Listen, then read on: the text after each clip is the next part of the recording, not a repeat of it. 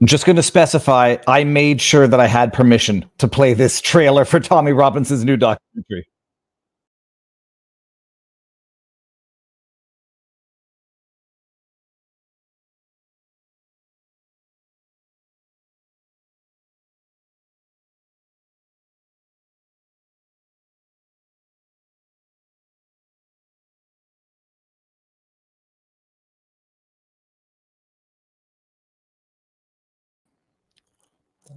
I like the dubstep. Hold on, I got to lower my volume here.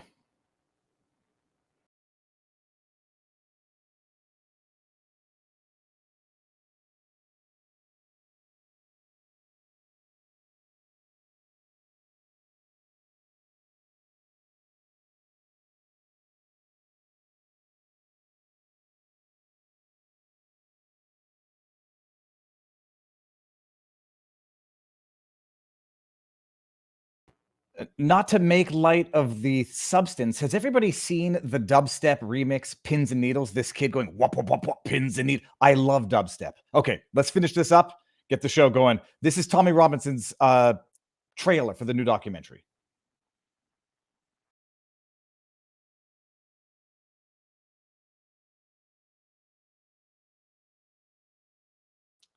There's no audio.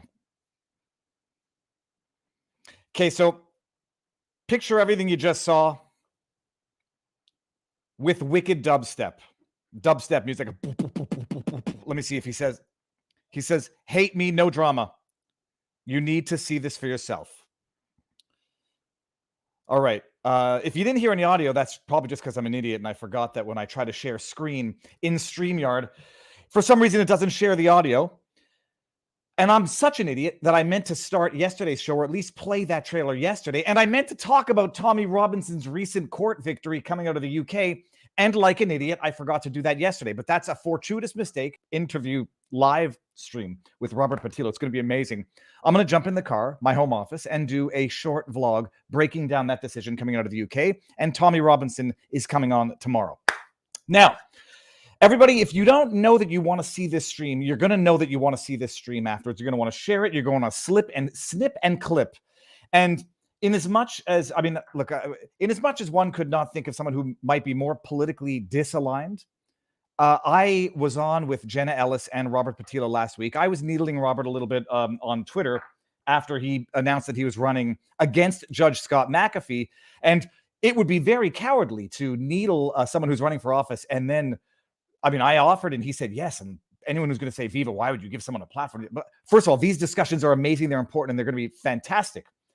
But I needled him. And then I asked him to come on and he said, yes. And we're going to do it. It's going to be amazing. But before we get the healthy dialogue going, we are going to get the healthy field of greens in our bodies, people. This is the sponsor of the day. And you all know that I don't like doing the sponsor when the guest is here, and I like to do it beforehand. I had my cup of field of greens. I had some vegetables for breakfast as well. But it's a little known fact, everybody.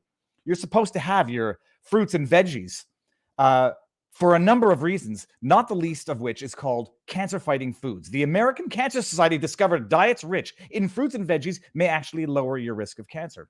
No medical advice, no legal advice, just basic common sense. Antioxidants, people. Hopefully you hear this and run to the store and get your 5 servings of fruits and vegetables a day. Most people don't. If you do or if you don't, get your field of greens. It's delicious. Each spoonful of the powder, you mix it into water. It looks like swamp water, but that's because it's rich in nutrients. 1 spoonful has a serving of fruits and vegetables. You do that twice a day. You get your antioxidants. You get your power, energy, whatever the things is that come in fruits and vegetables. It's delicious. It helps the lungs, kidneys, metabolisms. Everything about eating fruits and vegetables is good, and you should do it. And substitute out unhealthy habits for the healthy habits. Go to Field of Greens. Get your container. If you go promo code Viva, fieldofgreens.com, it brings you to Brickhouse Nutrition. Promo code Viva, you'll get 15% off and free rush. That thing when they ship you the product, free rush shipping. There we go. That's the screen right there. It's beautiful. And it's delicious. And it's a good, healthy habit. And you need your fruits and veggies. Now, from healthy food to healthy dialogue, if you have never met Robert Patillo, you're going to today. If you follow me on Twitter, the Viva Frei, you might have seen him or at least me needling him, because look, Twitter's a fun place and people shouldn't take it too seriously.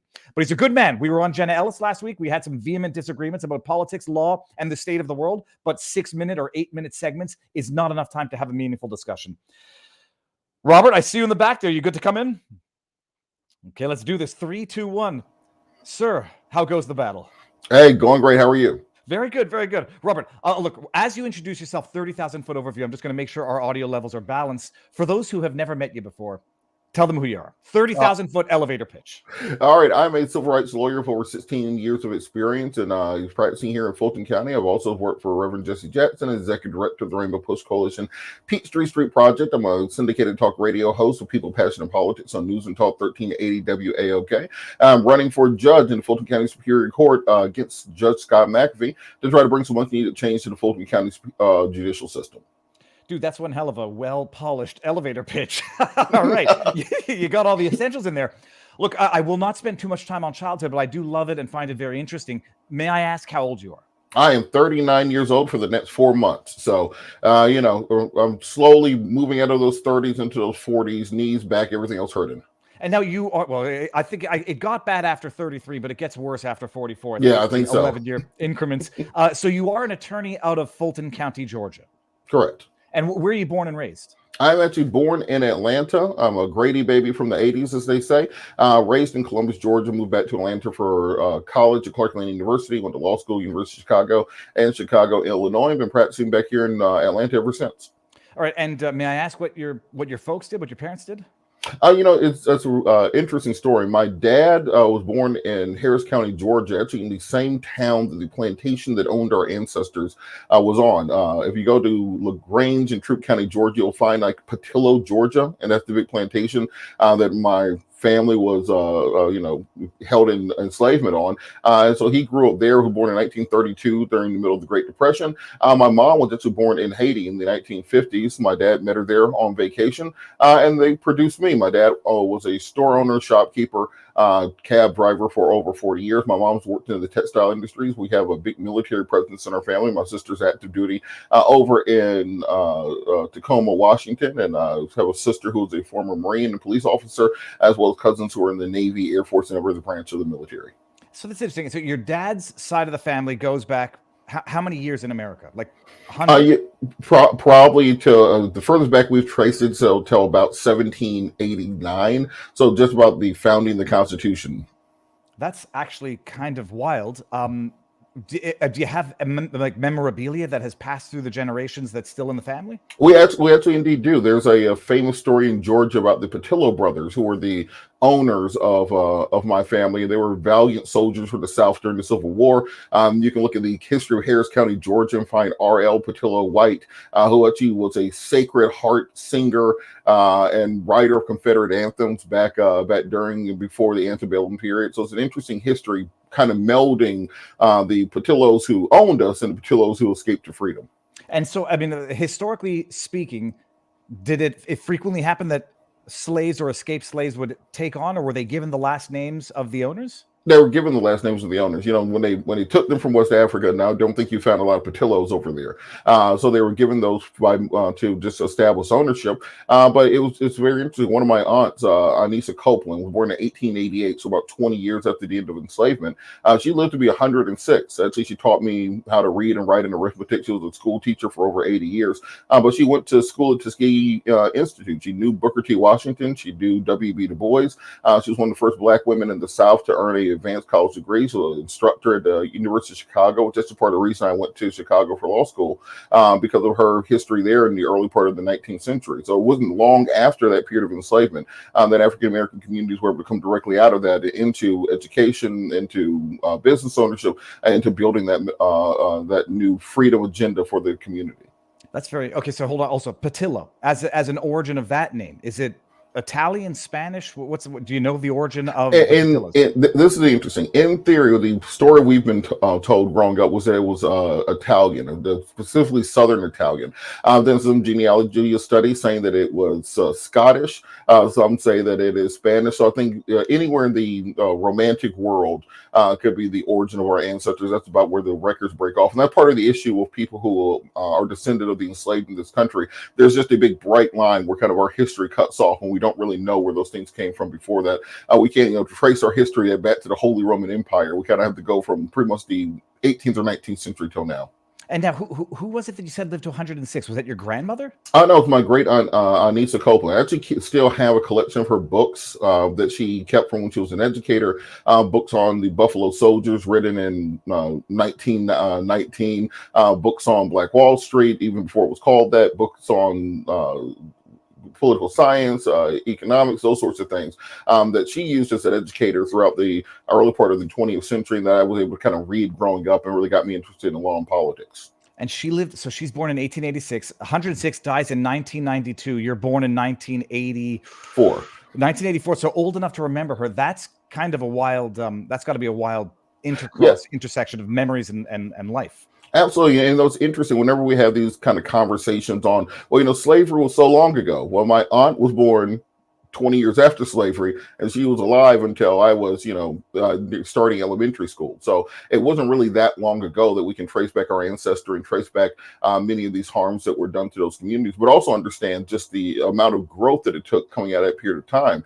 Just imagine being alive during that period of time, 20 years after the end of the Civil War, during Reconstruction, knowing people, everyone you grew up with would be formerly enslaved, having those firsthand accounts, firsthand stories, and being able to pass that down to somebody my age and my sister's age who are here alive in the 2020s and going forward. And what did your father do again? I don't know if you mentioned that. Oh yeah, he was a store owner. He was somebody who he had a 10th grade education, born in 1932 in Harris County, Georgia. Back when, you kind of just went to school until it was time to start working. He took up the trades and crafts. He did construction. He owned stores. He drove cabs. He was a cook. He did everything it took to get by and raise a family, and really set a great basis for me and my sister and my mom here, kind of pushing that 1930s work ethic into the early part of the 21st century. And now, so you have one sibling, a sister? I have an older sister who's in the Army. I have a younger sister and a younger brother. I have a older sister from my dad's previous marriage, who's a former Marine. So we have, I think, 5 of us all together. Okay. Are they from one and the same marriage? Those are not from the same parents? From the same parents as me, my older sister, my little sister, and my little brother. I have an older sister who's, long story, she's like 4 years younger than my mom. My dad, had a little vacation down in the Caribbean. I'm glad he did it. I'm here. My sister's here. Everything worked out well. But yeah, I have a sister who's quite a bit older. Okay, very interesting. No need to pry there any more than that, although I didn't know to pry in the first place. All right, now growing up, religious, politically speaking, what's the orientation of the family? What's interesting now, Robert, people are going to say, you seem like a nice guy, interesting history, and then the second politics is going to get involved in it. That's when it's going to become vitriolic, or at the very least ideological, and understandably so, because people are going to say, we'll see what they say. But before we get there, religious upbringing, politically, what was your family like? Absolutely, very religious upbringing. Grew up Southern Baptist. As I said, my father was born in 1932. My great aunt was born in 1888. So we've got that good old time religion that's good enough for me. Southern Baptist. Every sacrament, every church. When they talk about growing up in the church in the South, I remember I grew up in not the city, but in rural Georgia in Harris County. We actually lived in a double wide trailer, which my sister hates talking about, as little kids. So we very much depended on the church, family, community, family faith, and I actually had a very conservative upbringing. My father gave to the 700 Club. We watched Pat Buchanan and the Crystal Cathedral, the Moral Majority, all the times. So we had a very balanced view on many things. My father was very conservative on almost all policy issues, but because of when he grew up, he voted Democrat because of some of the opposition that conservatives had towards the Civil Rights Act, toward voting rights, towards the equal housing amendments, etc. But he very much supported people on both sides of the aisle, so we had a very moderate political upbringing. It's very interesting. I had on 2 weeks ago a man named Dexter Taylor, who was actually just convicted in New York State for assembling firearms in his house with lawfully procured kits. They called them ghost guns, and he was on trial when I interviewed him, got convicted, and got swiftly whisked off to Rikers Island. A 50-some-odd-year-old black man who, when I asked him, I said, well, why is it?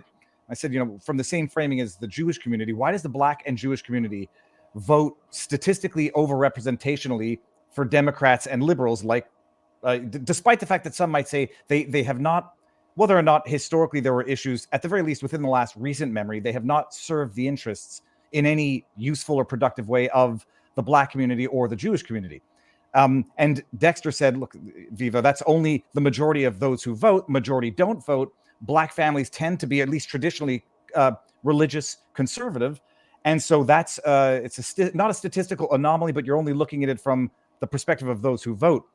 Is Dexter wrong, or is he right? And that there is a strong, let's say, conservative religious aspect of black family, black culture, but that doesn't get represented in terms of voting.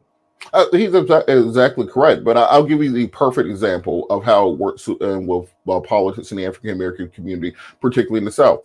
Guns, I've got 1, 2, 3, 4, 5, I like 6 guns around me right now. I know you're not allowed to show those on the internet. They happen to be in the same room that I film in, so I keep some of my guns here. Some of them may or may not be simple or P80 or simply kits that have been called ghost guns derisively, and they may or may not exist. If they do, they fell into a lake during a recent boating trip that happened this morning. But at the same time, you as African Americans often say, well, I'm fiscally conservative. I really do like my money. I don't like giving any more money to the government than I need to. I am believe in small government. Black folks especially have not been able to trust the American government pretty much at any point in time in our history, and we want as little government interference in our lives as possible. You can say, well, I'm pro-life and pro-family. The idea of these conversations about abortion and gay marriage and transgenderism, etc., they are 20 years behind in the black community compared to other communities in this country. This social agenda very much is anachronistic to many people's religious upbringings in the South for African American communities. You can say, well, I'm very pro-military. Many black families became part of the middle class because of military service, because your great-grandfather served in World War II, or your grandfather served in Vietnam, the GI Bill, benefits, being able to ascend into the middle class from just having a high school education. Very strong military families in the black communities. Pro-law enforcement, because you have such high crime in black communities, most black people don't believe in defunding police. They believe in actually having effective policing that will make sure that crime goes down and they can have the same quality of life in their communities at the same time. And then you'll say all that, and then Marjorie Taylor Greene will hop up and say, we need more white nationalists in this country, and then all that gets wiped out. Because of the history of black folks in this country, and the history of slavery, the history of Jim Crow, the history of lynching, that one singular issue outweighs everything else on the policy agenda. So I can believe in all those things that the conservative base will believe in, and then somebody will hop on Twitter and say, well, the mayor of Baltimore is the DEI mayor because he did not earn it, and that's why the ship got hit the bridge, and you wipe out every single policy agenda that you just put out there. So at some point in time, Republicans or conservatives are going to have to face that Rubicon moment that the Democrats had in 1960. It's very nice to hold on to that Dixiecrat base. That Dixiecrat base is very comforting. It's loyal to you. It takes care of you. It's there with you. But if you want to expand the electorate out, if you want to bring in new voices, you have to make the choice between the future and the Dixiecrat past, as the Democrats did in the 1960s. And as long as you're going to keep people like Tommy Tuberville in the conservative movement, it's going to be very difficult to recruit African Americans and other groups to join in, even if they agree with you on policy. Okay, this is very interesting. It's the hardest thing for me is to wait and let you finish saying it. I'm taking notes. I think a lot of people listening to the first half, or not the first half in terms of length, but the first half in terms of like where the sentence got cut off and then you went to something else that they're going to disagree with, they're going to say, good, this is wild. And I hate using these ethnic like blinders to things, but you're going to have someone's going to say a black man who is a Democrat says we are pro Second Amendment, we're anti-trans, we are fiscally conservative, we are religious, we are fed up with this progressive bullshit. But then, and I'm going to say this, what you said about Marjorie Taylor Greene, I'm going to tell you is just a straight up oversimplification, if not an outright misrepresentation. But I did see some jackasses on the internet saying DEI, the mayor showing up, very underdressed, and then they say they blame the boating disaster on that. Some people are going to say that's an oversimplification. What we're talking about is diversity being touted over competence, and that's being reflected in government across America. But how the hell do you get past that first half in substance? Policy-wise, you disagree with pretty much everything that the Democrat Party and the progressives represent today. It hasn't worked in any meaningful sense. It's been quite detrimental to the Black community. And yet, because of one, I would say, misrepresented characterization of some person in particular, and I've met Marjorie Taylor Greene, she's not a bad person, but one misrepresentation, you're going to keep voting in those idiots who have basically done nothing but enact policy that has destroyed or decimated the Black community. How do you make that make sense? Very, very easily. If you go to Germany right now, you're not going to get many Jews who vote for far-right nationalistic parties. Something can be so heavy on a community that outweighs every single other issue. And when you have a group in America, such as African Americans, who were literally enslaved for hundreds of years, let's think about that. Enslaved for hundreds of years. Anything that even seems to touch on that is going to be a bright line. That is the electric track that exists. So for conservatives, they're going to have to understand that as long as you have people walking around with Confederate flags at rallies, Black folks not showing up, I don't care what I agree with you on. But as long as you go ahead. Well, I want to say like this. Okay, and I got too many things that I want to say to this, but the first thing. You might be getting it's a bad analogy, and I don't want to entertain it for too long, but you might be getting Jewish people out in Europe who might be considering voting for the alternative for Deutschland because they might see at some point that the policies which have been demonized inaccurately might actually be better for social cohesion. But set aside the imperfect analogy. You're looking at a summer of love in 2020 that killed more people than any stupid rally with a bunch of masked nincompoops, doing their clumsy marches with the Confederate flag. In terms of risk for the Black community, I would say the Summer of Love was exponentially worse, more dangerous, and more deadly than any stupid ticker tape parade you see in Florida on an overpass. And so you're not even comparing apples and oranges. What you are comparing is your fear of what you've demonized inaccurately to the reality that is killing Black men and young Black people across the country. You can't make that make sense except with ideological blinders. Oh, no, you absolutely can. It's not ideological blindness. The question is for conservatives. If you're really saying that I want to diversify the base, I want to bring out and expand the base of the conservative movement so that we can start winning general elections. Remember, Republicans have won the the popular vote twice in the last 35 years. You had George H.W. Bush in 1988, and you had George W. Bush in 2004. Those are the only times it's happened. As Lindsey Graham said, you're not producing enough old white men fast enough to rebuild the Republican Party if they're not going to expand the base of the people they talk to.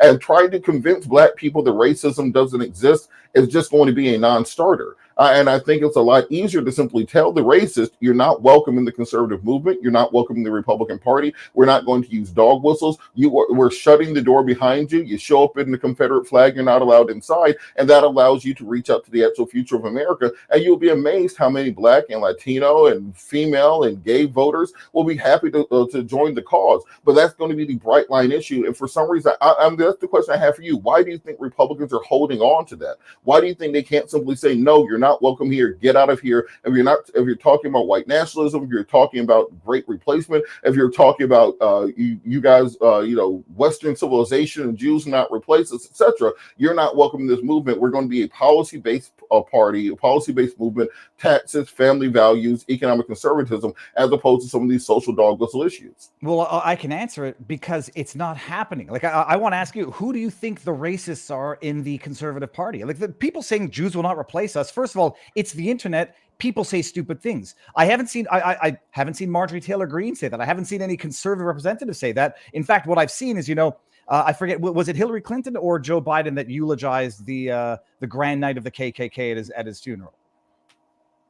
Robert Byrd. Yeah, I think it was I forget Biden. who it was. But the idea that you're saying denying racism is a non-starter.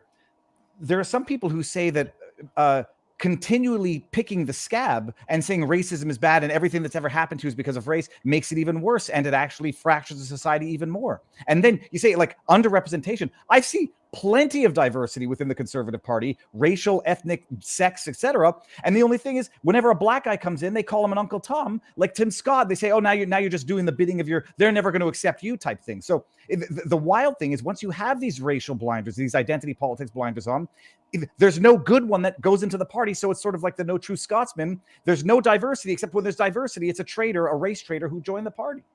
Well, I think that's a kind of like a chicken and egg situation, because Uncle Tom was the hero of the book. I think that this is the misconception many people have who never read the book by Harriet Beecher Stowe. No, but they use it as an insult. It's a racial insult. Well, the reason was that even though Uncle Tom was the hero in the actual book, when you have the minstrel shows that came thereafter, people like Amos and Andy, who were the blackface performers, they portrayed Uncle Tom as being this servile creature. So people are referencing the minstrel aspect of it as opposed to the literary aspect of it. That's an aside. I think the problem becomes that the people who are lifted up to a place of veneration and leadership in the conservative movement often are the people who are the most obsequious and servile voices. What qualification do Diamond and Silk have to speak on black issues? What nonprofit or civil rights organization did Candace Owens work at where she gets to speak on behalf of black people? I think you need to actually have people who have a connection to the community and then allow them to be spokespeople for that community. It will be as if you had the Jewish community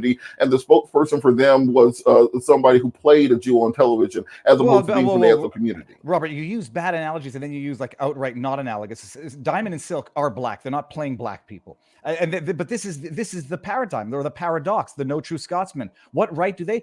Who are you? How can you deny their blackness and their black history and their black life experience to then say, well, they're not the real ones and they don't get to represent other blacks, but I do? Oh no, I've never claimed to represent any one race or group or anyone else. My question is, who's the constituency that they represent? Who are the throngs of people who say, Diamond and Silk, you speak for us. You are representing our views. You represent how we where we are from and what our policy agenda are. That's what I've been talking about when I say representation. And when all the voices behind you, the people lifting you up, aren't the people from that actual community, well, then that's when you become a pawn of another group. And when you're not actually empowered to advocate, I'd say this on both sides of the aisle, when you simply want to have black faces in high places without actually the power to make any social changes, we see this both in the conservative and the progressive movements, that often black votes are left taken for granted or simply used as a tool to get other votes. And this is why you see such low levels of black voter turnout in many elections, because they simply believe that regardless of who's elected, they will see no concrete changes in their communities. Well, I mean, having seen what Fannie Willis has done and Tiffany Henyard, people might say, well, we're seeing concrete changes and it's not for the better. But I want to come back to one thing, because I know that, well, it's a very important point. You say our experience in America, black Americans, they were enslaved for hundreds of years. And I was going to stop you there and say, no, actually, they had been enslaved for thousands of years, or at least, close to 2,000 years. And it wasn't strictly, purely, or even originally an American phenomenon. It was, we don't need to get into the broader history, but it was not an American phenomenon. What was the American and the British phenomenon was ending slavery. And so you see, like black Americans had been slaves in America for 200 years, but blacks and the African slave trade had gone on for, I want to say, 2,000 years. It was Britain and America that fought to end slavery at great cost. At what? I mean, this is the question. And the Jewish community fights with the same question about the Holocaust. At what point do you say there's no way of righting that historical wrong without creating a present day wrong? I find that very interesting, because you're almost saying, well, the people who benefited from enslaving people, they should pay absolutely no cost. There should be no downside for them. The people who were on the downside of that, well, it's on their back to simply forgive the people who used to enslave them. I don't see that as being a reasonable solution. We can look at what's happened in other countries as allegory for this. Think about South Africa and the system of apartheid which existed. What you had was a Truth and Reconciliation Council. What you had was a situation where they actually admitted the things that they had done wrong in the past. They talked about the violence done against certain communities, and they set up a communal apparatus that would have actually cured some of those issues. I think similarly in America, we have to remember the Reconstruction never actually was completed. You had the Posse Comitatus in 1876 and the Hayes-Tilden Compromise in that same election that ended the Reconstruction process prior to the progress being made that was necessary. We have to simply pick pick up the ball and much of that legislation that was left by the wayside at the end of that period of time, and then just complete the job going forward. All these things have already been passed by Congress, researched, and put into place. We just never completed the process. I think if we do that here in America, then at that point in time, we can come together and say, well, we've done as much as we can. We've righted as many wrongs as possible. And now let's agree that we put these things aside. But I don't think you can simply say, well, you know, we enslaved you for a long time. You guys are okay with that, right? And then just assume everyone's going to be fine with that. Well, I mean, this is going to be a loaded question, but who freed the slaves? Like, which nations freed the slaves? The ones that own slaves. So I don't think you, if you have a bunch of kids locked in your basement, you don't get credit for opening the door eventually. Well, but there's a lot of countries that own slaves that opposed it, and forget about the racial demographics of those countries. There were a lot of countries that opposed it, and it was Britain and the U.S. at great cost that fought to end it, whereas other countries, thanks to the Democrats, have reverted to slavery. Libya in particular, real-time slavery that nobody wants to talk about. Instead wants to talk about reparations for things that happened hundreds of years ago, that it's not clear there can be any practical real-time solution without creating further real-time injustice. But I mean, but who freed the slaves? I mean, it's to say, who freed the slaves? The people who owned slaves. You know, the people who owned human beings and enslaved them for their own purposes, made money off their backs, killed their children, raped their families. Eventually, they freed them. So yes, you get credit for eventually freeing the people you enslaved. Well, but and they fought nations who wanted to preserve that slave trade, which largely predated their own participation in what is a historical wrong without an explanation, without a justification, without a qualification. They participated in fighting other nations who wanted to continue this slave trade that had existed for a couple thousand years, give or take. No, absolutely. And the slave trade still exists, as you said, right now. You can look at the Horn of East Africa. You can look at Southeast Asia. You can look at corporate slavery, where we have corporations that enslave children to build our iPhones and other devices. So no, it's not been cleansed from the world. But I don't think the crimes of others absolves anybody from their own culpability in what has happened. And you give a couple examples. I'm not sure about the West Indies one. I can think of the Truth and Reconciliation Committee up in Canada as to the mistreatment of Indigenous people, which is, I think, also, again, not analogous to the slave trade. But I think we can say it's not equally horrific. It's horrific. And you don't need there's no qualification necessary. There's no struggle Olympics. Nobody wins when we're talking about atrocities against humankind. Well, no, but there certainly is a competition to see who's more entitled to the to righting the historical wrongs. And we're seeing in real time now how that plays out. But the truth, if it turns out, however, that the attempt to right these historical wrongs, some are much more historical than others, results in real-time fracturing of society, at what point do you have to say, look, do you get to go back to the Roman era to claim for wrongs? Do you get to go back to the Dark Ages? Like, how far back do you get to go? Do the Irish indentured servants get to go back and say, well, now I got to find the person who enslaved my forefathers and get them to right that wrong? At what point does society, in order to move forward, have to say that cannot be undone and that cannot be remedied without creating a current injustice? Well, I'll give you a couple of examples from around the world on that. Think about the nation of Israel. They're saying we get this property as reparation for our enslavement and our diaspora because of what happened 2,000 years ago. Our people have historically resided in this area, this land. We would like to have this land back for our people as a form of recompense for what European powers and the Ottomans and others did to our communities. And we support them in having exactly that because they need to have a homeland for their people to prevent another Holocaust from taking place. The byproduct of that is you have displaced Palestinians and you have to work toward a two-state solution. That's not simply to say, well, because the Palestinians will be displaced, we push Israel into the sea. I don't think that's a solution many people would agree with. Similarly, we cannot simply say because African Americans were enslaved for hundreds of years, we're just going to give them nothing, primarily because we don't feel like doing it. It's not hundreds and hundreds of years ago. As I said, the woman who taught me to read and write was alive 20 years after the institution ended. She grew up with these people. She knew these people. We have pictures with the formerly enslaved. This isn't something that happened back during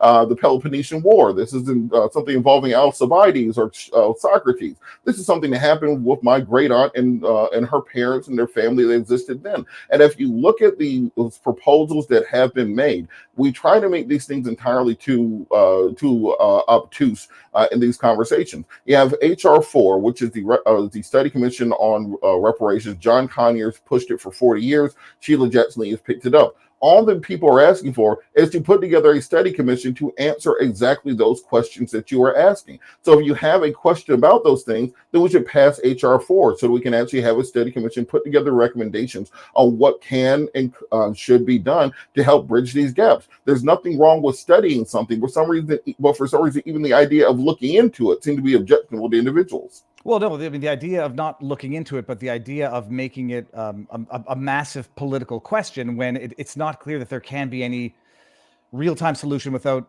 pissing off other people, Irish indentured servants, people who have been the victims of government experimentation. And I'm not talking COVID, I'm talking, beforehand. The issue is it does become, you say it's not a oppression Olympics or it's not a competition, but it inevitably becomes that, and we're seeing it in real time. Well, if they get that, why don't I get something? And the idea of, they floated the idea of a tax exemption for Black Americans who can trace their history to slavery. Look, that's a no-cost solution, except you're going to get a bunch of very, very, who are equally impoverished white folk for no fault of their own, or who might have historical reasons for their impoverishment, who's going to say, well, what about me? And does that do good or bad for a society? That's the question, but I'm not sure we're going to get to it here. The other thing is the analogy of, Israel wanting its land back. Again, it's a very thorny discussion, but it's not going to be the best analogy either, because there's a obvious implications that are not what Black Americans want out of that, which is we want compensation but not a right of return. So they're not analogous, and they actually pose their own problems. But okay, so hold on. We actually now, I don't know how far we can get on this, but when did you get into law? Because you are a lawyer, you're practicing, you're running for the Fulton judge. You want to unseat Judge McAfee, and we got to get into let's talk about the evils of history, and now we're going to get into current corruption of government. When did you become a lawyer? What's your practice like? It's interesting. I started becoming interested in law, as I said, because of my great aunt who taught at Tuskegee University. She was very involved in policy, law. She had me read a book by Charles Hamilton Houston when I read a book she owned back when I was in high school, talking about the creation of the lawyers that really challenged the political underpinnings that created the civil rights movement. So Brown versus the Board of Education, cases on integration, school, redlining, etc. So it gave me a taste for being involved in law. So I went to undergrad at Clark Lane University. I majored in political science. I was active in student groups, active in school protests, as we're seeing now around the country, which led me to focus on labor and employment law when I went to law school in Chicago. And then when I came out, that's what I wanted to practice. Unfortunately, I graduated in 2009 in the middle of the Great Recession. There were no jobs nowhere for anybody who's of that particular age. So I just hung a shingle, became a criminal defense lawyer, and really got a broad-based practice out of that, because I think that for a judge in particular, transitioning to the conversation on the election, we have entirely too many judges in this country that were lifelong prosecutors. They came up interning in the DA's office. Their first job was in the DA's office or the Attorney General's office or the Solicitor's office, and then they moved to the bench thereafter. And they view all cases from the perspective of a prosecutor as opposed to the perspective of a defendant. I've been a criminal defense lawyer, civil rights lawyer, civil litigation lawyer. I've been a family law lawyer. I've been a contracts lawyer. I've done wills, trust, and estates. I think you need to have that broad-based legal background to really understand the ineffectiveness and the broken parts of our criminal justice system. And this is the part I think people, for some reason, think that I'm going to disagree with them on preemptively. But remember, coming from a background of a criminal defense attorney, I see many of the things happening to the former president, for example. I think that those are abuses against the defendant, because I'm used to representing defendants, versus when you have somebody who's been a prosecutor and they see everything from the state's point of view, from the perspective of somebody who wants to put someone in jail, as opposed to the perspective of somebody who's trying to defend their constitutional liberties. I got it. As you explain your credentials and your upbringing, I have to ask the obvious question. On the one hand, the complaint is institutionalized racism in America, and on the other hand is a Black man like yourself who has risen in the ranks, gone to university, gotten a law degree, practiced. How does one reconcile those two seemingly incompatible affirmations? We had lawyers before the end of enslavement in America who were African American. You had store owners, you had bookkeepers, you had people who were indeed slave owners themselves who were African Americans. I have relatives from back in the 1830s who were African Americans who owned slaves themselves. The brokenness of a system does not stop the individual, every single individual, from being able to achieve. It's about leveling the playing field where you won't have to go through such Herculean journeys in order to do so. So the people's actual natural ability will be what determines success, not their genetic background, family name, access to wealth, etc. I'll give you an example. While I was in law school, me and a couple of the other African American students had a study group, and we studied our tails off for finals. The day of finals, 3 or 4 of my white classmates took a cab to class that morning with our professor, and all the kids who were in the cab with the professor also got the highest scores in the class. So when we're talking about the amount of hard work that we were putting in, it's not that we didn't work as hard as our white classmates. It's just different when someone else is actually giving you the answer to the test because of your access to them, because you live in the same neighborhood, you come from the same families, etc. So it's always been about leveling the playing field. It's not about taking opportunity away from anyone else, but simply ensuring that the merit that one person has actually mirrors their ability to excel in life, and that people's hard work pays off in their success and outcomes. You brought it up. I wasn't going to, because it comes off as a very aggressive counterpoint. There were black slave owners. Yes. I seen it in the chat from the beginning. How do you go ahead now and reconcile reparations? Do we have to go back and find the black American families that were black slave owners and demand reparations from black American descendants today? This is like the logistics that make it a non-starter, but how do you reconcile that? I mean, black slave owners, why were there black slave owners? You reconcile this pretty simply. HR 4 is a study commission. So you pose that as a question to be answered by the study commission, and then we take the recommendations to come out of that. All the questions that people have would be answered by the actual study commission. having a question does not mean we shouldn't look into the question. That means we should find an answer to it. It's just saying, well, I don't know what's in the mystery box. Let's never open it because I don't know what's inside of it. No, the idea is like, well, let's ask a question and get the government and activists who are presupposing, baking into the question that there's institutionalized racism, despite a great much experience that shows to the contrary, and get them to propose a solution to a problem that might not exist. That's what government does. So the idea, okay, anyways, it was an interesting point that had to bring it up. But now you're saying the idea is, and I growing up, my father used to say this as well, with a certain last name, and I went to a French university where no one was going to mistake David Frei for a French Canadian student, and I wrote my exams in French, and you might have to work a little harder in order to succeed. Is that what people typically is that what is meant by institutionalized fill in the blank of whatever discrimination, or the mere fact that you're evidencing and evidence of the fact that whatever institutionalized racism some people lament and say is an impediment, the access is there, and it might actually be some of the policy that's based on this presupposition of institutionalized racism that actually does more harm than good. I'll give an example of that. Redlining.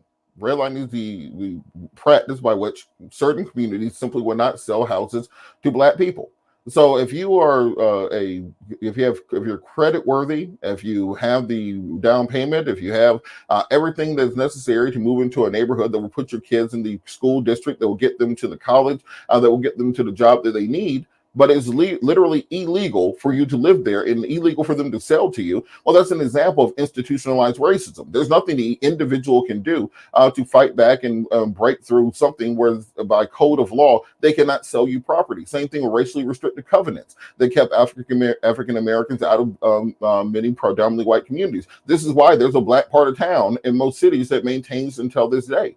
You can look at criminal justice programs. African Americans and white people use drugs in almost the exact same rate. But if you look at the incarceration rates around that, you see completely different numbers taking place. So when we talk about institutionalized racism or systemic racism, people take that for some reason to mean that we're saying every single person in a system is racist, or that every aspect of the system is racially motivated. No, it's simply a question of gradation. Are we making it harder for certain people based on their race? And is that the role of government? I think that if you're going to be conservative in this country, you can't say that the role of government should be to grease the slide lives for certain people and make it more difficult for others. And this idea of, well, I'm just going to work a little bit harder, that comes to the question of how much of a second-class citizen you're willing to be. I'm not willing to take any second-class treatment in this country. I pay my taxes. My family fought in wars. We've been in this country for just as long as anyone else. I don't plan on being anybody's second-class citizen to even 1% of 1 degree. This idea that you need to be working twice as hard to get half as far, no, that's an antiquated system which is meant to keep a servant class in place. I'm going to fight to have the exact same rights and the exact same benefits as anyone else in this country. If me and Tucker do the exact same amount of work, get the same grades, work just as hard, we should have the same outcomes. It shouldn't be, well, I have to work twice as hard as Tucker, just because that's the good old American work ethic. And I'm fine with being a little bit second class to him and watching him go further than me based on the same amount of work. If we're going to have a meritocracy, we need to have a meritocracy. Well, but the meritocracy means the equal access, not an equal outcome. But I want to come back to something you said in there. I'll pick on one of them. You talked about antiquated laws, which have been remedied. And someone in the chat said, affirmative action was a form of reparations, which I think there's a decent argument there. And I'm not sure that it's worked out well, because I think Clarence Thomas's perception of affirmative action has proven to be more prescient in terms of reality than the idealized version of what affirmative action would produce by way of result. But you talked about over-incarceration of Black Americans. I mean, and I'm going to ask the question I know the answer to, and I know you know the answer to it. Who put that law, at least those laws, into effect? Who talked about a nation of super predators? The same party that those Black Americans who vote are voting for at a statistically overrepresented amount. Democrats. And you talk about like institutionalized racism, about segregation laws, when we are reverting back to that now, when you have your blackout nights and you have your no whites allowed to certain events because the Black Americans, in order to fight racism, want safe spaces. But to simplify it to one question, who put those laws into effect? And are you not a part of that very same party now?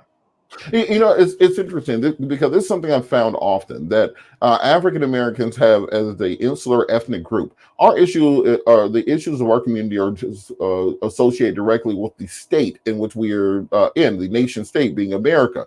Our fights and battles are with the legal framework around that. But for some reason, it's always put into a partisan perception.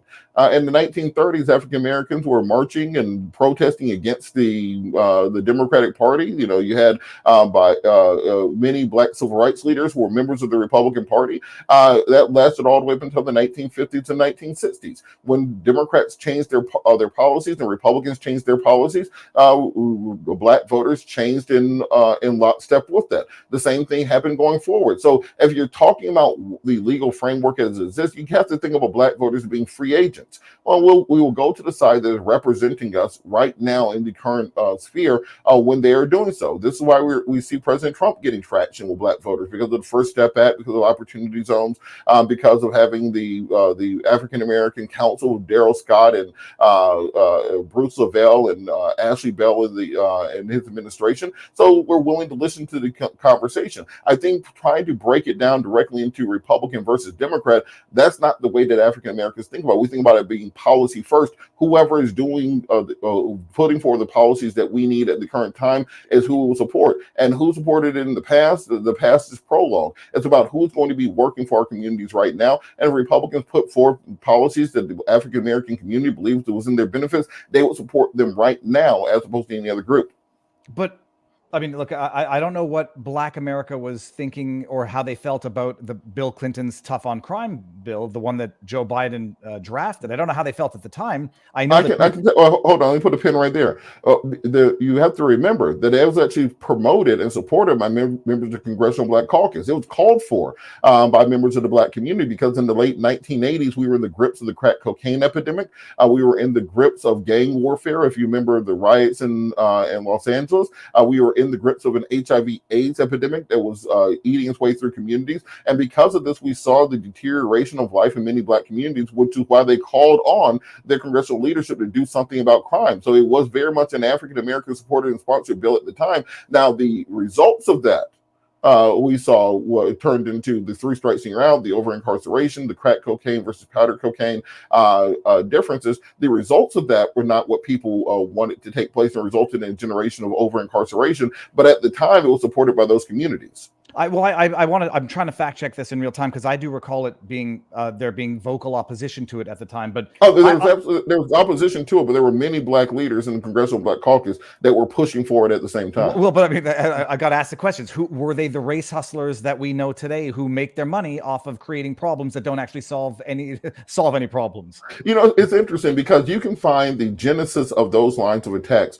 all the way back in Life magazine in 1956, talking about Dr. King, saying that these outside agitators and race hustlers were moving into Albany, Georgia to create problems where they didn't exist in other places. In reality, those are just simply attacks that are levied against individuals who are speaking out against the corporate interests and against the manifest interests of the power structure that exists within the United States of America. In reality, people such as King, who were reviled in their own time when Dr. King was assassinated, his national approval rating was something like 36% at the time. But history proves them to be wrong. So the same people that we say are race hustlers creating problems out of nowhere right now, more than likely will be venerated by history as being the individuals pushing forward that mark of the moral universe towards justice.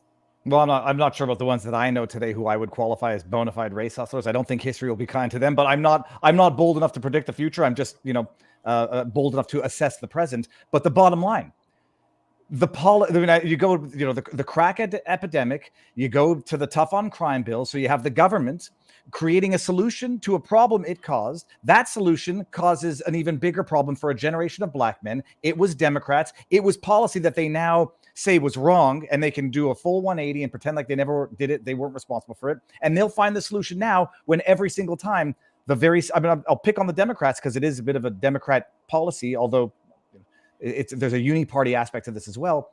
They're causing problems to purportedly solve a problem to a problem that they caused through prior policy. This is the vicious cycle of voting for the people who are ruining your lives. And you're still, and a lot of people are still doing it even today because of the boogeyman of Marjorie Taylor Greene and the Confederate flag that doesn't seem to fly anywhere except in their imagination or some overpass in Florida that nobody cares about. Oh, it's not a boogeyman. You had Charlie Kirk just last week saying that we need to repeal the Civil Rights Act of 1964.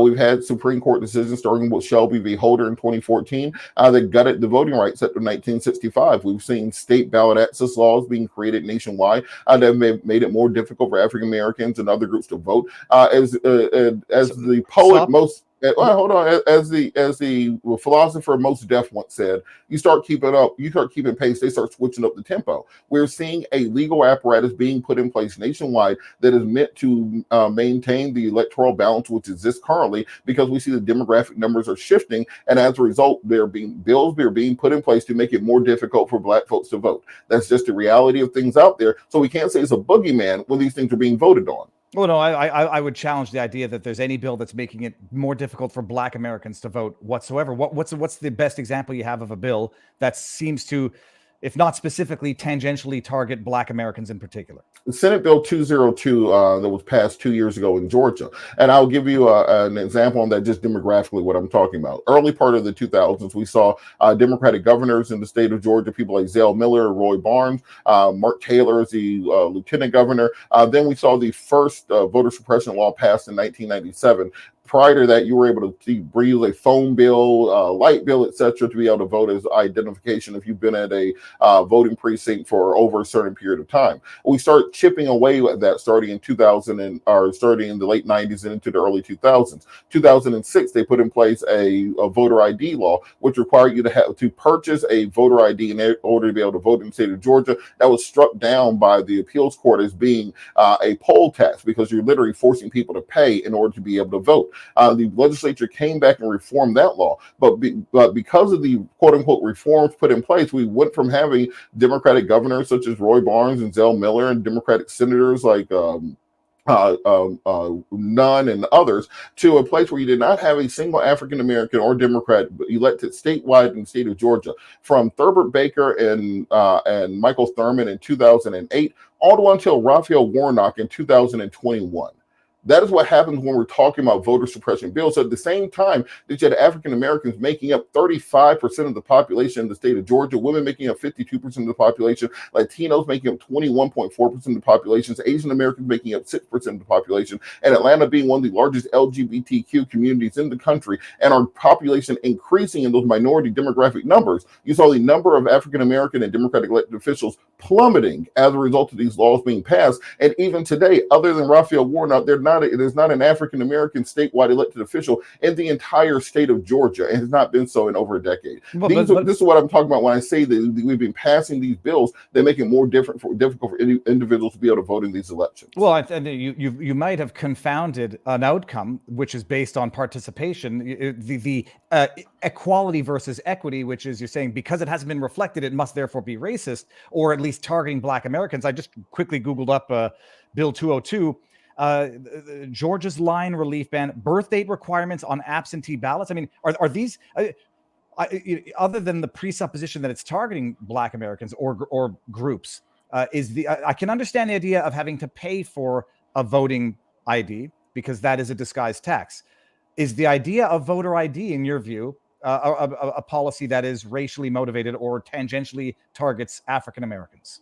I think there's no question it's tangentially targeting. And I talk about this, Reverend Jackson has talked about this for the past 40 years, that when we talk about voter suppression, people think it means Bull Connor standing outside of the voting booth with a dog in one hand and a fire hose in the other hand. That's not what it is in the modern context. Think about how close many of the state elections were in the last presidential election. Georgia, 12,000 votes. Arizona, 10,000 votes. Michigan, Wisconsin, etc. If you think about the idea that you only really need to skim off 1 out of every 100 votes to change the outcome of these elections. Well, then having a voter ID requirement that for people who are unemployed, people who are homeless, people who are elderly and do not drive, well, now you've put a barrier in place that may get that 1 out of every 100 people not to be able to vote. When you start saying we're not going to have ballot drop boxes to make it easier for people to be able to drop their ballots off if you work early in the morning, you work late at night, well, then you're skimming off that 1 out of every 100 votes. And by being able to do that, is how you change the outcome of elections. If you look at a sweep of the entire U.S. South, look at the demographic numbers of African Americans in South Carolina, Georgia, Alabama, Florida, Mississippi, and then look at the number of statewide elected officials that reflect that, and you'll see that there's the numbers ain't math, or the math ain't mathing, as Gen Z says. And we know that this has been the result of many of these legislative attacks on the right to vote, particularly since Shelby v. Holder was overturned by a conservative Supreme Court. There's a couple of interesting things that I'm going to pick on there, but one in particular, and I appreciate it's not perfectly analogous. Is it racist to ask Black Americans to show ID if they want to buy alcohol? I mean, following the exact same rationale.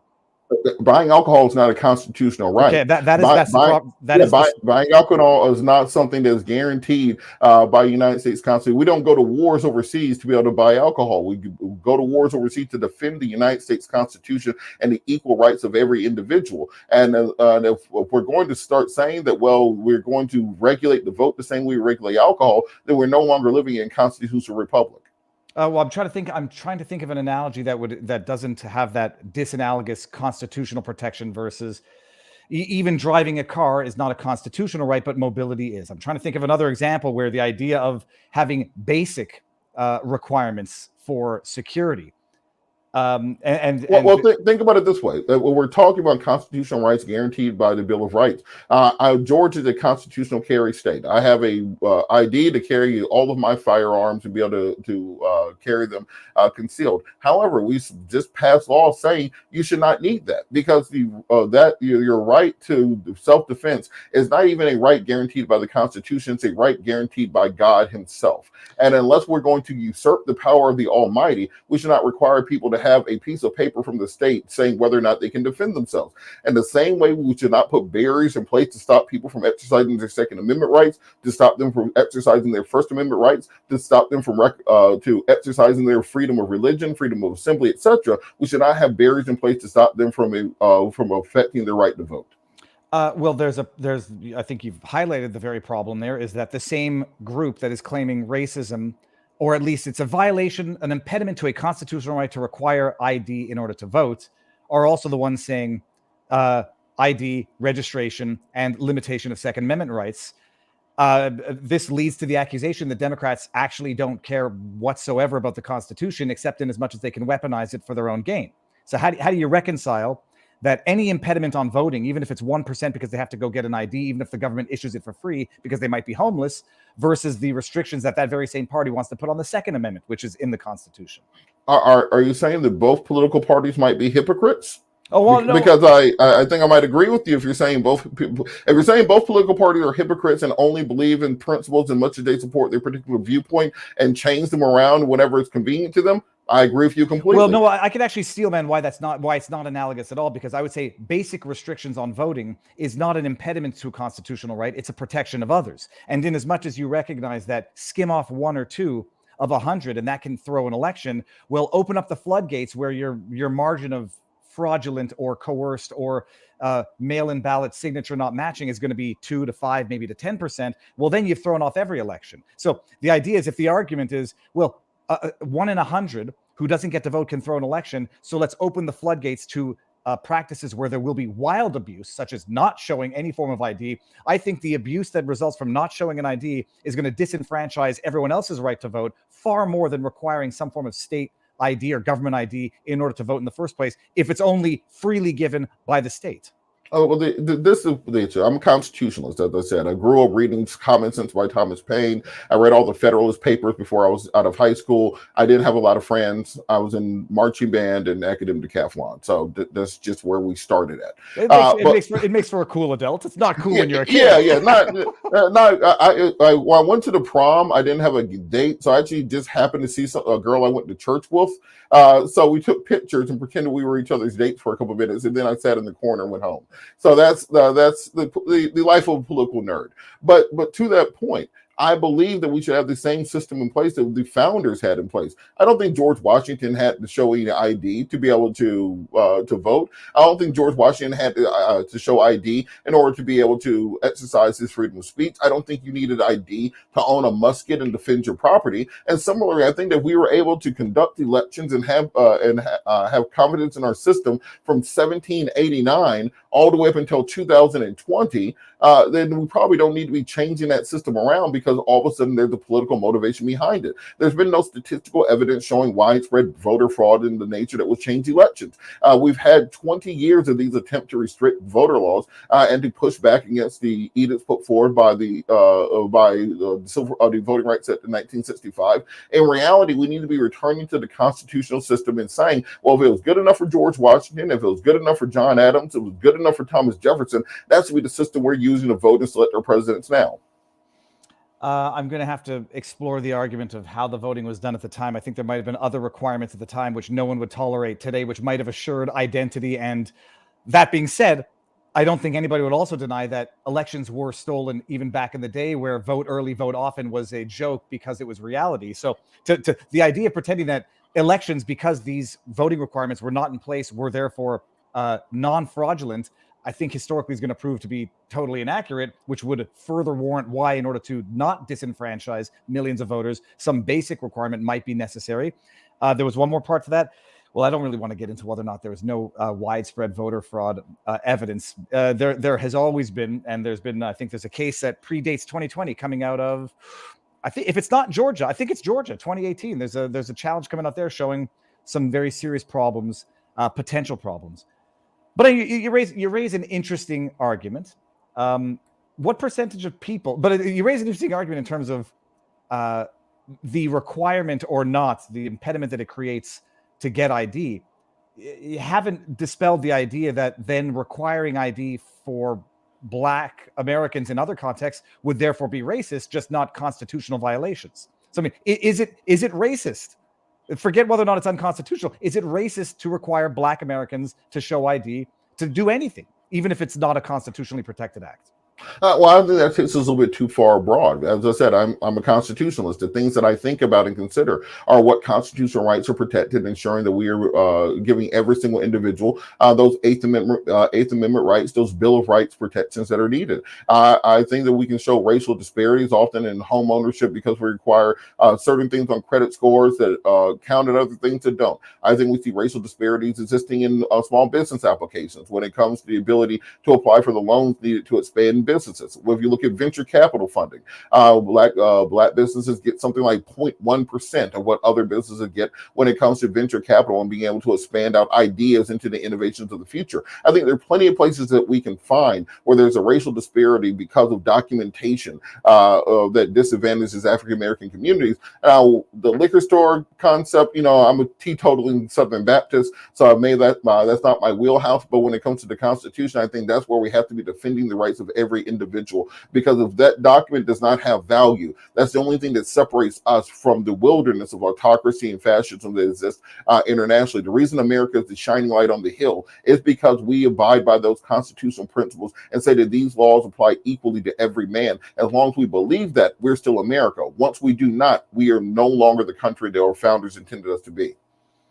Well, I can't wait for someone to clip that, snip that, and then place it side by side, whatever your future position on Second Amendment restrictions might be. But I'm not presupposing anything. And I don't want this all to be, I hate the fact that these discussions, that the racial aspect of discussions is like more, not required, but now more imposed through outside forces. When I grew up, I grew up in Canada. We never had the same dynamic that exists in America in terms of racial dynamics or racial issues. But they certainly have been, made worse since, I think, in the last 10 years or so under current administration that focuses on all of these immutable characteristics and not the innate value of individual humans. And I know we're going to have some more disagreement on other stuff. So you practice for what the heck is the Rainbow Coalition? Speaking of no, I was going to make a joke, but I won't make it. Speaking of grifters, instead of race grifters, what's the I'm joking. I'm sorry. What is the Rainbow Coalition? Certainly. After Dr. Martin Luther King came to Chicago, he started Operation Breadbasket, which was the mission to help feed and house underserved individuals on the south side of Chicago. He gave Reverend Jesse Jackson, who at the time was a 20-something-year-old minister from South Carolina, the mission of taking over that. After Dr. King was assassinated, Operation Breadbasket evolved into two different organizations, the Rainbow Coalition being a group that meant to bring together disparate aspects of American society into one cohesive tapestry. So black, white, yellow, red, any color under the rainbow, being able to come together and try to solve some of these social issues that existed. And then also Operation Push, People United to Serve Humanity, which was meant to be the nonprofit wing that intended to raise money in order to work on social activism and pushing the political agenda necessary to make the type of structural changes to the legal framework that existed in America at the time. Those two organizations united together in 1996 and became the Rainbow Push Coalition, which was meant to bring together both umbrella organizations around the idea of bringing together people of all races in order to push together to serve humanity and create the social changes necessary. We've seen strong efforts by these groups, such as in 2004 or 2005, when I became active in the organization. We were fighting for the reauthorization of the Voting Rights Act. There was a signing ceremony with President Bush at the White House that Reverend Jackson attended because the Rainbow Push Coalition was instrumental in getting that law pushed through. We've also seen work and advocacy when it comes to corporate diversity efforts, when it comes to economic empowerment efforts, when it comes to anti-crime and anti-violence efforts. Reverend Jackson famously slept over in the Chicago projects in order to try to bring gang leaders together, marches against gun and drug violence in communities around the country, and putting together the type of economic and social framework that was meant to help bring about the equality of disenfranchised communities. And working for that organization was a great experience and really did help to shape a lot of the understanding that I have of many of these social issues that exist, and also the policy dynamic in it. One of the primary difference that I've seen between the Rainbow Push Coalition and other civil rights organizations is that they directly marry the social issues with the legal and the legislative actions that are taking place. It's not enough to just march and protest in the street. You need to actually have a legislative apparatus and propose laws in place can actually change those conditions. It's not enough to complain about the conditions. You need to have a plan in place to actually change those. And the rainbow look, I'm not going to harp on only the bad things, but when we talk about, I think Jesse Jackson goes down as one of the people that many would arguably think is a race hustler, for right or wrong, and I certainly don't expect you to agree with that. The Rainbow Coalition has had something of a not an insignificant scandal with respect to the lacrosse lady. What's her name? I'm gonna have to Google this if it doesn't come up. Crystal Magnum. You're familiar with the scandal of the Push Coalition agreeing to pay her? This is the woman who made false allegations against the Duke lacrosse team. Yeah. What was it? 2006. I had to Google just to make sure. How does one reconcile that type of, if your goal in life is to, not yours, but rather say the Push Coalition at large, is to create racial harmony at the very least, or reconcile racial issues?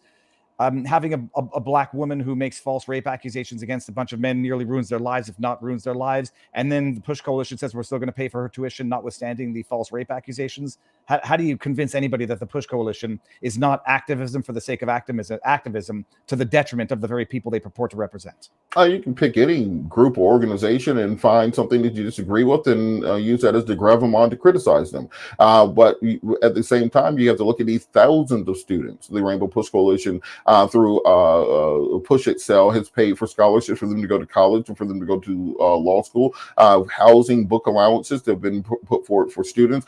They do a yearly HBCU tour for students, particularly in northern schools, to be able to visit schools in the South and apply for the financial aid system to get them into schools. They do great work and going to those same disadvantaged communities we always talk about in Chicago that are wrapped with gun violence and they're being bereft by drugs, etc. And they take those students and put them into internship and planning and mentoring programs that get them out of those communities and into educational institutions and training programs. You have to look at the number of elected officials around the country that have been able to take some of their sample legislation and push it forward into enrolling in legislation that provides for early childhood education, that provides for housing assistance for single mothers. So you can take all the good the organization has done, and then you can pick out something bad that you disagree with. But I think writ large, the 40-year history of the organization and pushing forward for social change, both domestically and internationally, and the successes they have had outweigh any negatives that have taken place. Well, I would say there's a difference between something wrong and something that is so morally reprehensible, if not borderline criminal, that it could be discrediting. But even if you don't take that, I'll take you at your explanation. You say, well, take the good and then, drop out the bad. But at the same time, you say, look, the conservatives have all of the policies that we like, anti-transgenderism, or not anti, I should say, like not pushing it on kids, the Second Amendment conservative, fiscal conservatives, and yet we're going to throw all that out because we picked the one little thing that we don't like, Marjorie Taylor Greene or Charlie Kirk, whatever he represents in the conservative GOP. So there's a confirmation bias in terms of accepting the evils that you want to accept while focusing on the ones that you want to focus on in order to disregard the good policy and in order to ignore the devastating policy of the very party that you are a party of now for your very community historically. That was more of a tirade than a tirade. That was more of a rant than a question. I did drama also in high school, so I appreciate a good soliloquy when necessary. But at the same time, I think the difference is in the question of whether it's Marjorie Taylor Greene or Charlie Kirk or Tommy Tuberville, etc. Those are things that can be changed. You can simply say that, hey, Charlie, Marjorie, Tommy, you're not allowed on this stage. You're not allowed in this group. You're not allowed to be part of this conversation if you're going to bring these views that we believe are alienating part of our base. I think the same thing for nonprofit and activist groups, that if you that as the membership of those groups and members of those communities, if there's something that you disagree with that they're doing, then you have every right to not donate to them, not participate in their events and rallies, not be supportive of them. The marketplace of democracy has to be the answer to these things. And for the things you disagree with the organization has done, I don't agree with everything they've done throughout their history either. And I've worked with them for 20 years. I don't think you're going to get anybody by batting 1,000 on some of these issues. But at the same time, you have to take the good and the bad, and you have to put those together and determine how that determines your view of any group, organization, or individual. I think writ large, these civil rights groups have done far more good for the communities than they have done negative. Okay, well, some people will not be satisfied with that answer, but at least that's the answer, or that's your answer. Now, the question is this, and this might be, I think, the hardest question thus far that I'm going to ask. You consider yourself to be an activist, I presume. I mean, it's on your Twitter profile. Absolutely. How the hell does an activist become a judge? I mean, that seems to be antithetical to being a judge. As a judge, you're supposed to apply the law and not have your activist leanings motivate your decisions, which it necessarily would. Set aside the fact that some of your activist ideologies are racially based. You're going to be an activist. You're applying for a judge, admitting that you're an activist, who then not so unpredictably might use your seat as a judge to be an activist and not an adjudicator of the law. You know who the first activist judge was? You want to take a guess? I'm Canadian, so I'm not sure they'll be able to go that far back. But I can think of current activist judges who I don't think should be sitting on the bench. All right, we'll start from the beginning. Supreme Court Justice John Jay, one of the founding fathers, one of the authors of the Federalist Papers. If you remember in the play Hamilton, they talk about the fact that Hamilton wrote the majority of the Federalist Papers, which also had John Jay and Monroe. These were people who were active in the American Revolution, people who were active and pushing this agenda of American independence, who were active in saying that we need to change the U.S. Constitution from the Articles of Confederation into something that will maintain and supplant the nation. And that person who was an activist, who wrote down these activist papers in the Federalist, became the father of the Supreme Court, the first Chief Justice of the Supreme Court, who wrote about the legitimacy of the court and the conceptualization around the fact that the court does not have troops. The court does not have enforcement mechanisms. The only thing that the court has is the legitimacy of the court, the belief in the people that they will be adjudicated by a fair and just system when they enter those halls. This is why Lady Justice holds a scale and has a blindfold on. The oath and commitment that you take when you swear in to be a judge is that you will uphold and defend the Constitution and apply the law fairly in all cases, regardless of the individual involved. When I say that I'm an activist, that means that I'm active in my community. I'm active in pushing for social change. I'm active in, when I see things that are wrong, being willing to right those wrongs. And when we talk about being a judge, it's about being able to see the law and apply it fairly to all individuals. And that's the commitment that I can make to every single voter and every single person in this constitutional republic. I think I've said throughout this interview, I'm a constitutionalist. I believe in the infrastructure of this country. I believe in the bones that we are built upon, and that the things holding us together as a nation is this concept of the rule of law. And I tell voters, and I tell anyone who has a question about that I will support and defend the Constitution, and every single person who enters that courtroom will have a fair and equal opportunity to exercise their constitutional rights. And as a defense lawyer, so when we coming from the defense side of the bar, that every single defendant can know that they are getting a fair shot at proving at defending their innocence, and that the state will have to prove their guilt beyond a reasonable doubt. That's the commitment that we make. And I think that this idea that someone cannot exist in the world, they have to be in a hyperbaric chamber and only released to become a judge, it's how you end up with bad law and bad lawyering and very strange people in our judiciary. There's this idea called robitis, where you have judges who have simply been judges their entire life, so they don't have any actual world experience. They think they're right about everything because they've never had to interact with human beings and actual people. I think we need judges who are intimately involved in our communities and our stories, that the people understand, that they meet with, that you see in the grocery store, that you see in church, and that those are people who are best able to apply the law equally to every individual. I will say I have my undergrad before law was in philosophy, and I consider myself decent at picking out flawed arguments or flawed reasoning, because at the one you're saying A and not A at the same time, but very subtly. Because what you're saying is, I won't be an activist on the judge. I'm going to uphold the cause. I won't be an activist on the bench. I'll uphold the Constitution. I believe in the Constitution. And yet the first activist judge, and I don't know this for a fact because I don't have a master's in American history. The first activist judge was John Jay. John James or John Jay? John Jay. John Jay, and he believed that, the Constitution had to be adapted. So, I mean, basically what you're saying is, I'll uphold the Constitution so long as I agree with it, and if my activist side says it needs to be changed in order to fit the changing norms, then I'll actively interpret it in a way that reflects what I think is the change that needs to be. I wouldn't say that activists need to be in a hyperbaric chamber. I would, however, say that activism and judiciary are, if they're not mutually incompatible, they're at least they're not entirely. They cannot exist in harmony in one and the same. In the same way, you cannot be expected to be a journalist and a commentator at the same time. It's not that they should be, they shouldn't exist in the world, but they can't occupy the same positions because their objective is different. And so, as an activist, you see wrongs and you want to right them. That's what attorneys, or I would say that's what activist attorneys would do. But as a judge, that might be very problematic to a great many people who are going to say, you're going to be adjudicating on cases with your activist, not say blinders, but your activist perspective. And now we know as to what your activism is and what you believe are the underlying issues of society. And that's going to infuse every interpretation of every law or every conflict that you come across.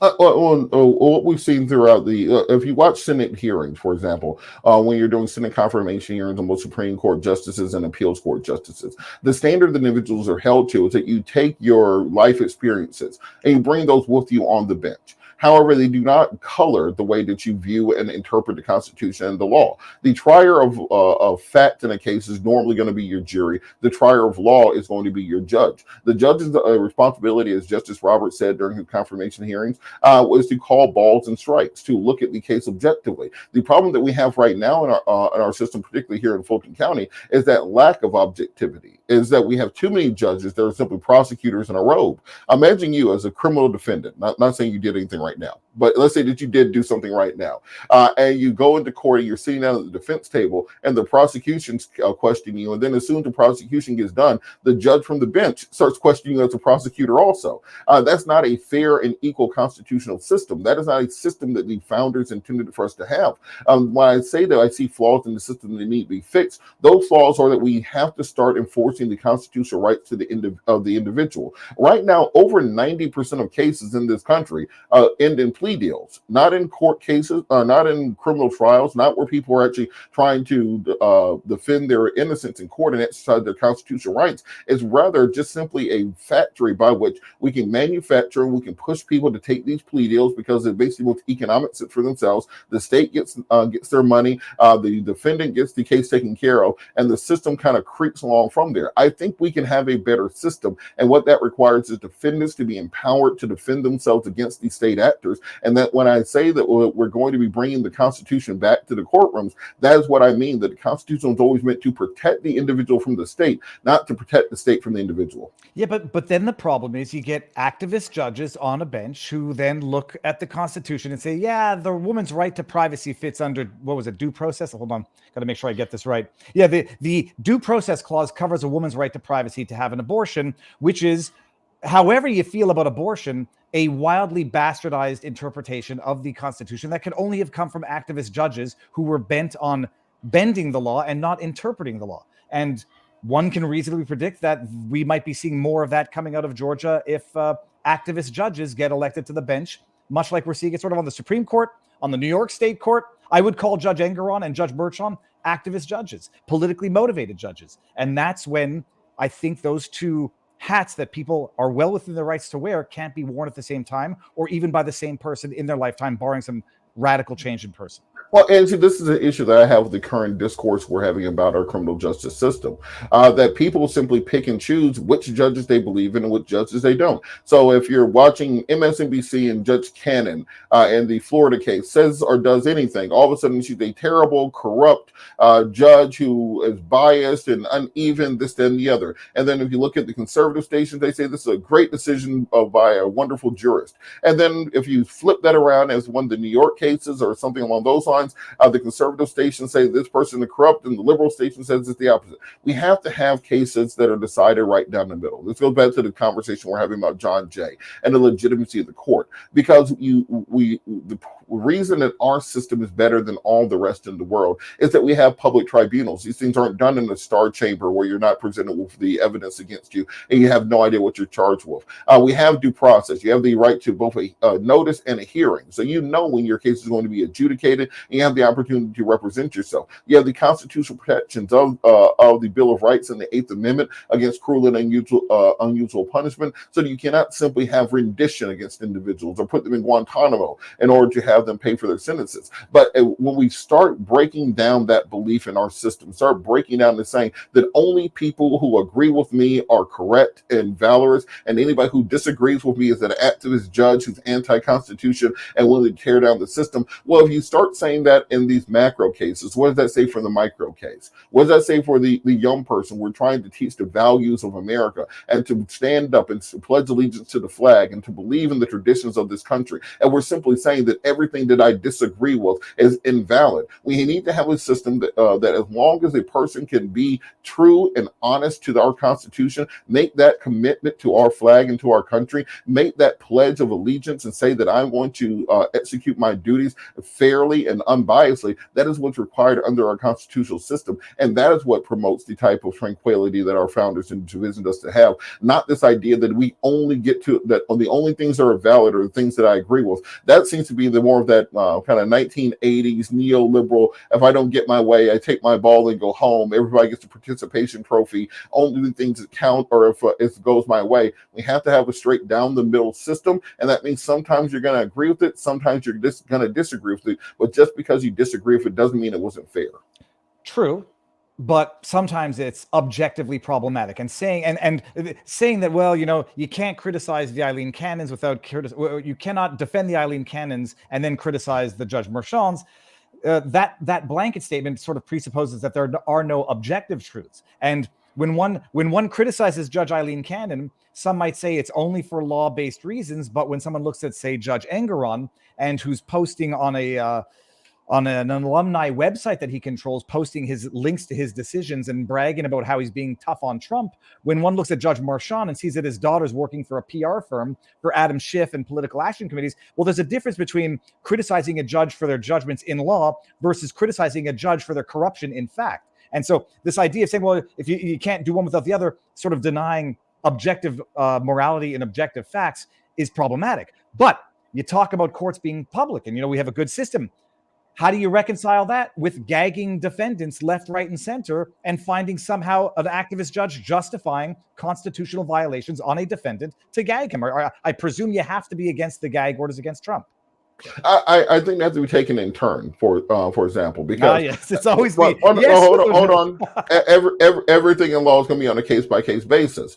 Because when I announced that I was running in this case, I think I probably can send you some of these screenshots. The first thing that happened was they took it, and all of a sudden it was on Megyn Kelly's Twitter, and Steve sat out. Oh, yeah, dude, I was needling you a little bit. You're on RT. You deserve it. That a crazy left wing liberal activist, Push Coalition, Jesse Jackson disciple. Oh yeah. As part of, I think, what was it called, Operation Bullpen, was working with the Obamas and the DOJ to replace Judge McAfee.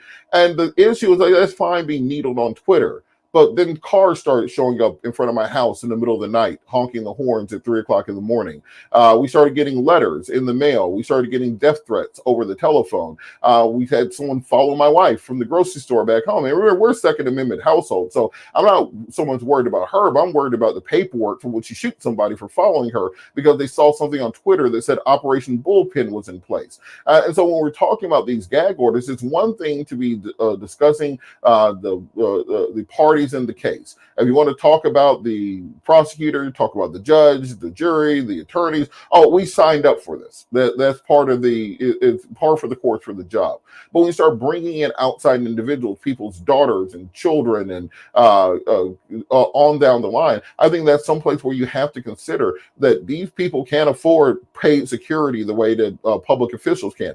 These people didn't volunteer to be part of this life. These people don't, the same way that when liberal activists started confronting Tucker Carlson and Tommy Lahren in restaurants and screaming down their families and chasing people, etc., I didn't think that was appropriate. When Maxine Waters said, if you see these people, you need to punch them in the face, I didn't agree with that either. In fairness to Maxine, she said, get in their face and harass them. Get in their face and harass them, etc. I think we have to start tamping down these conversations about bringing people in and the physical violence that can take place, because at the end of the day, when we start settling these things into streets through what did Rudy Giuliani say, bare knuckle combat or trial by combat in the streets, well, then now we're starting to truly descend out of our constitutional system. So when I say that it's a case-by-case basis, we have to ensure that we're protecting and defending other individuals who may not have Secret Service protection and may need to have the anonymity and the security of their family taken into consideration, because we would not want a disagreement on policy to turn into violent actions that could cost people their lives. Well, let me simplify your answer to point out what I think is not the hypocrisy, but the contradiction. I support them, except. I mean, they basically, it's like saying, well, if people break the law, then I support violating constitutional rights, the right to speak in Trump's defense, as if there's not already laws in place to do that. I also, as a matter of fact, just to distinguish, this is the classic Democrat or MSM talking point that, bringing in people's family as though the Judge Merchan's daughter is an unwilling participant in politics. She runs a PR firm, has Adam Schiff and political action committees as clients, is making millions hand over fist, is giving podcasts about how her father believes that Twitter is terrible for politicians. Speaking of Trump, she's, you can't, it's not just disingenuous, it's just dishonest to pretend that that's like a baron when he was 16. So there's that. The other thing is, you want to be a prosecutor, you're going to have problems. I mean, that's the risk. My best friend's dad, criminal defense attorney, one of the only, I won't say this, I don't want to get anybody in trouble, but, a Second Amendment household, one of the only men that I ever knew that, had a gun when we were growing up, because you want to be a defense attorney, you're going to need, this was back when Canada didn't have the same laws it has today, but you want to be a criminal defense attorney, you're going to be working with shady people. These are the risks of the job. Like when Fannie Willis was sitting there complaining about people, going outside her house, oddly enough, before anything related to Trump, it's like, well, if A, you want to be a prosecutor, that's part of the job. And B, you want to be a corrupt prosecutor, that's certainly going to be part of the job. But do I understand your answer is we can gag a defendant if we can claim that people are getting some sort of adverse behavior, ostensibly, although not definitively correlated to that person's exercise of free speech? No, as I said, it's a case-by-case, instance-by-instance question about, one, the safety and security of people who aren't involved in the case, but then secondarily, remember this also, often you see gag orders when you have juries that are not sequestered. When you have a non-sequestered jury, that means juries are able to get outside information from outside the courtroom, so you can gag all parties in a proceeding to prevent them from effectively testifying through the media. If you're able to talk and have conversations outside of court regarding proceedings that took place inside of court, you may be able to color the view of litigants. And I wouldn't want the prosecutor doing that. I wouldn't want the defense attorney doing that. So in limited circumstances, courts have found that you can have gag orders in those cases. This is why I'm saying there has to be a case-by-case analysis. If we take the political hyperbole out of it, I think those are very reasonable things to put in place. The idea that you're going to have, one, a system in place to protect individuals, but two, a system that will ensure that that you're not corrupting the court proceedings. Yeah, well, I won't try to get the last word. If you want to say, I'll just say most people are going to say case by case is just willy-nilly bullcrap for I can apply what I want to this person and not what I want, or what I want to that person as well. And case by case is exactly how you get Alex Jones defaulted, Donald Trump gagged, Steve Bannon gagged. Who was it? It was Steve Bannon or Roger Stone gagged. And then meanwhile, Michael Cohen and Stormy Daniels can go out there, talk up a storm all they want against an active defendant. Let me ask you some. Do you have a hard out by any chance? Yeah, like let's can we do like 5 more minutes? Yeah, sure. I'll get the hard, the concrete questions. Would you have yeeted? Yeeted, you might not know that word. Would you have booted Fannie Willis from the file? I'm one of those people that do not criticize sitting judges. So I'm not going to criticize Judge McAfee for anything that he's done on Dude, the you're right. court. You're running But against him. It's I expected to I criticize. know it is a strange way of running for office, not criticizing the person you're running against. But Judge McAfee is going to have information the rest of us haven't seen. He's going to hear testimony the rest of us haven't seen. He's going to have access to discovery that the rest of us haven't seen. And because of that, I'm not going to second guess his decision. But what I will say is that the integrity of our judicial system is paramount in all places, and that we cannot put any individual above the integrity of our judicial system. And for that reason, it has to be the manifest duty of a judge to ensure that they are doing everything possible to present to the public the best face for the case and the best face for our criminal justice system, and to get rid of any appearance of impropriety that may exist. And because of that, I probably would have done some things in the case differently than Judge McAfee. But again, I'm not going to second guess the decisions that he made, because he has more information on the case than any of us ever would. Do you believe that Fani Willis reflects well on the Georgia justice system? I tell people this all the time. There have been way bigger issues in the Georgia criminal justice system than Fani Willis and Donald Trump, and they existed before this case. They'll exist long after this case. The voters in Fulton County aren't going to vote based upon whether or not they support this prosecutor or they support this defendant. And we've had almost 15 people die in the Fulton County jail in the last year. Because it's a corrupt hellhole that's run by, I say, arguably criminals. And thank you. I would give you a chest bump if we were in the same room. Virtual fist bump. We had someone be eaten to death by bed bugs in the jail. A human being was eaten to death by bed bugs in America. So I don't spend all of my time as a candidate or thinking about this race, thinking about Donald Trump and Fani Willis. I think that we have to concentrate on getting the amount of time individuals spend awaiting trial down to something at least humane. I believe that if you're accused of committing a crime in 2020, let's say, you should expect to be going to trial sometime before 2024 or 25.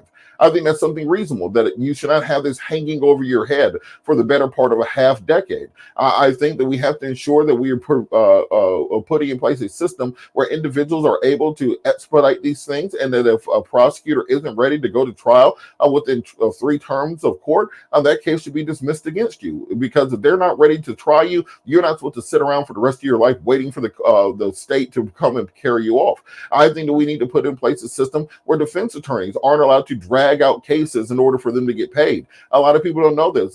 High-paid defense lawyers will continue your case indefinitely until you pay off the totality of your balance for them to go to court. That should not be allowed. Everyone else is now waiting in line behind you to line someone's pockets. We have to get rid of that practice. We also have to put in place the type of technological innovations that will cut court times down. Do we all need to pile into a courtroom at 8 a.m. on a Monday morning, or can we do these things over Zoom? Do we need an entire court staff to write opinions, or can we use AI and predictive and generative models to speed up the system? I also think that we have to get rid of the punitive system that exists around probation and bail, because a lot of people, these aren't reasonably calculated conditions that are meant to ensure you return to court or that you pay for your time. These are traps that they set to keep getting money out of you. If you're on an ankle monitor, you might be paying $100 a month or $300 a month just to be free. And if you miss a payment, then guess what? You're going back to jail. You might have a condition on your probation that says you can't smoke marijuana, and so now whether or not you're on trial, you're convicted of anything marijuana based, you can have your probation violated for a marijuana test, etc. We have to modernize our system to actually preserve the rights of individuals, move cases along, and defend the individual against the abuse of the state. And I think that has to be in the forefront of the voter's mind, as opposed to any one particular case, because everyone else can't stop their lives because of one case in Fulton County. I'll just vehemently disagree with you that I think that the Trump situation is not the litmus test, but is the most important thing in my living memory of what's going on in America. And I got to ask you, if you have time, 2 more questions, they'll be succinct. Do you think what's being done to Trump is fair? I think when we're talking about our system, when we're talking about fairness, what does the Constitution guarantee? It guarantees due process. Due process means what? notice, that you are notified of what the charges are against you, and hearings, that you have an opportunity to contest those charges going forward. I think President Trump has been given every opportunity required by due process. He will have his day in court. If he is innocent, I am confident that he will be found not guilty and that he will be able to proceed with his life. If he is guilty, I believe that the voters of the state of Georgia and the citizens of that state deserve every piece of justice that the Constitution and the laws of the state of Georgia require thereof. Our system is put in place in order to give every individual the opportunity to contest the charge against them and fight as strongly and as vehemently as possible. And I encourage all defendants to do so. I support trials. I want people to actually come to a resolution and not simply try to plea cases out. And I look forward to seeing this case go to trial and the proper answer to be put forward.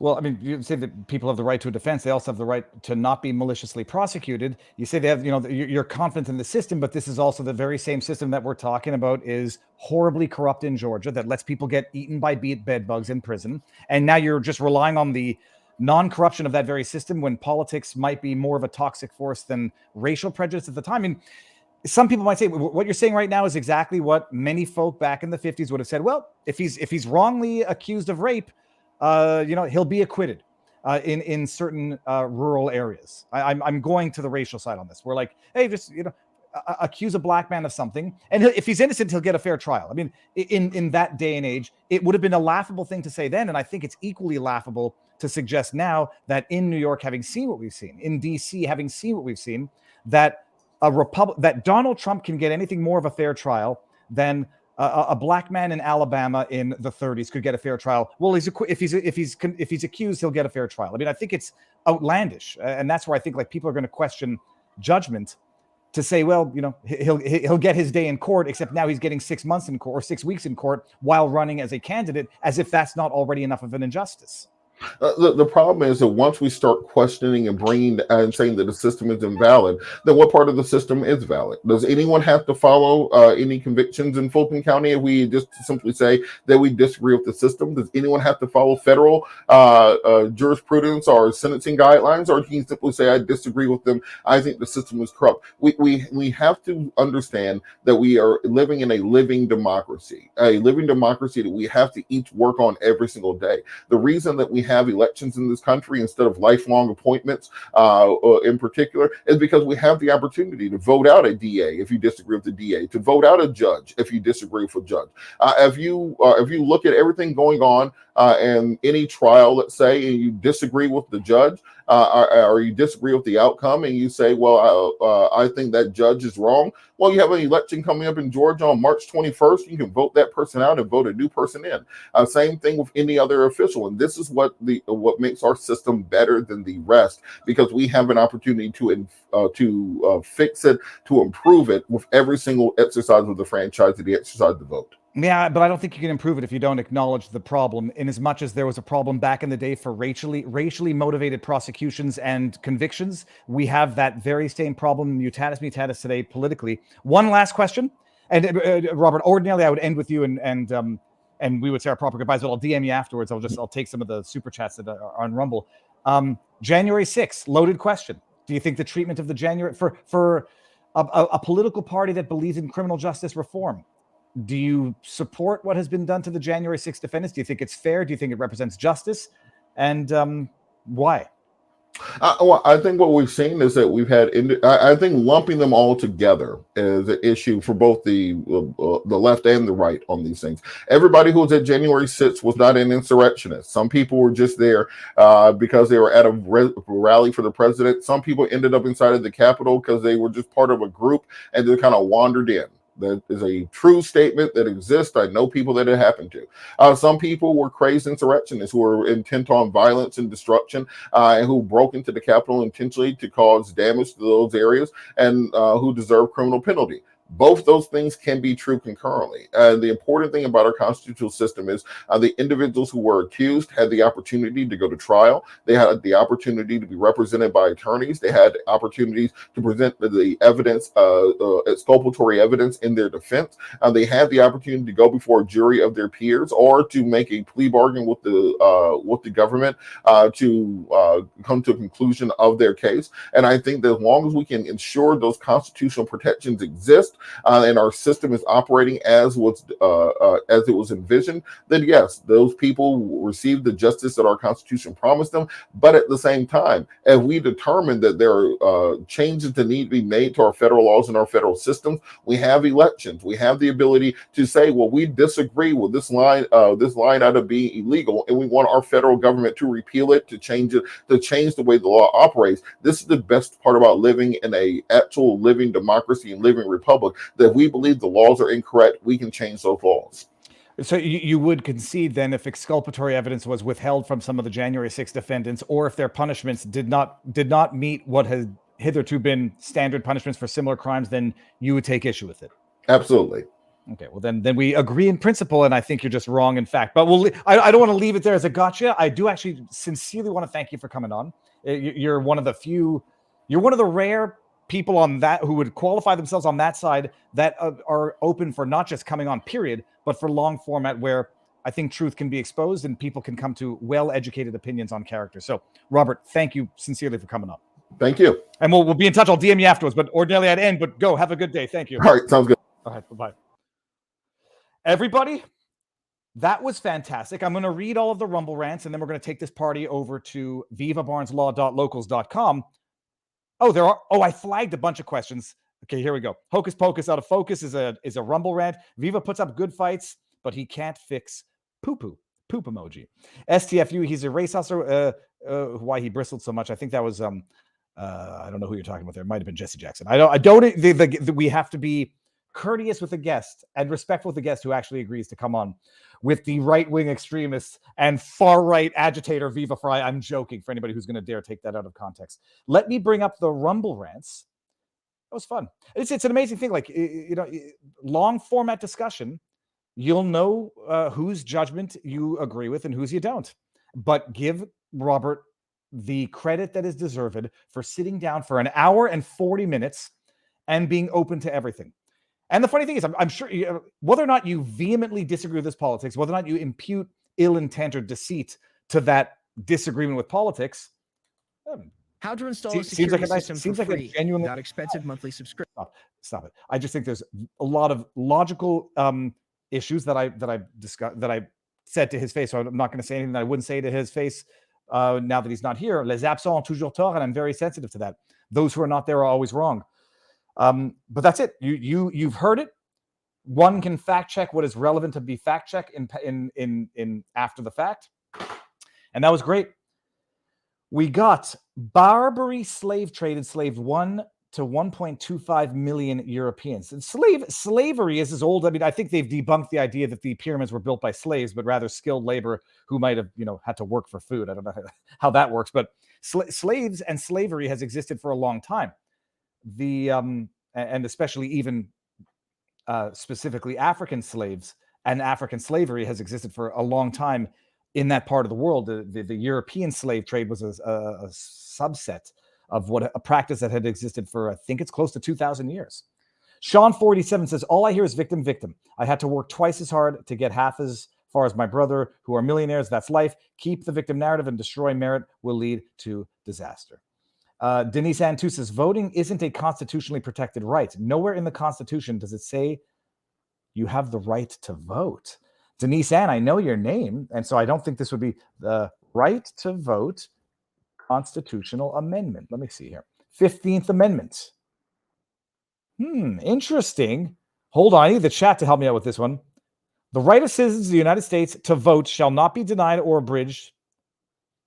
Okay, so hold on a second. The passage. In the 5 years following the Civil War, the 13th, 14th, and 15th constitutional amendments were passed to extend civil rights and legal protections to those who had previously been enslaved. Where does the right to vote come in here? Hold on one second. Interpretation. No, it doesn't. Hold on. What does the 15th Amendment say? Let's just hold on. You can't say something like that and then have me not know if it's true in real time. The 15th Amendment. Let me bring up the text. Geez, Louise, that's a dissertation. 15th Amendment, right to vote not denied by race. The right of the citizens of the United States to vote shall not be denied or abridged by the United States or by any state on account of race, color, or previous condition of servitude. Section 2, Congress shall have the power to enforce this article by appropriate legislation. So Denise Ann 2, I'm interested. I'm gonna explore that, but no, it seems that the 15th Amendment says what it says there. David channeling deep goose faba. What is that? Well done, sir. Zen master. What is goose faba? I'm almost nervous to say the word until I know what it is. It seems to be. That's a goose. That's from anger management. All right, good. That was fun. I want to know if everyone found that as fun as I did. Let me go to the chat here. Wannabe. Okay. What am I doing here? Okay, so everybody, come on over to vivabarneslaw.locals.com. We're gonna have an after party discussion there. Hold on. Link to locals. And then I got to get in the car and do a Tommy Robinson summary because Tommy Robinson is coming back on tomorrow and it's going to be amazing. So what I'm going to do, everybody, thank you all for being here. I hope everyone found that interesting, entertaining, educational, informative. I kind of want to get Scott McAfee on now, but I'm trying to think no, I'll give my post-mortem over at vivabarneslaw.locals.com. Link to locals. Come one more time, people. And we're going to take the party over there. So I'm going to end this on YouTube. YouTube, you know where to meet me if you want to come. vivabarneslaw.locals.com.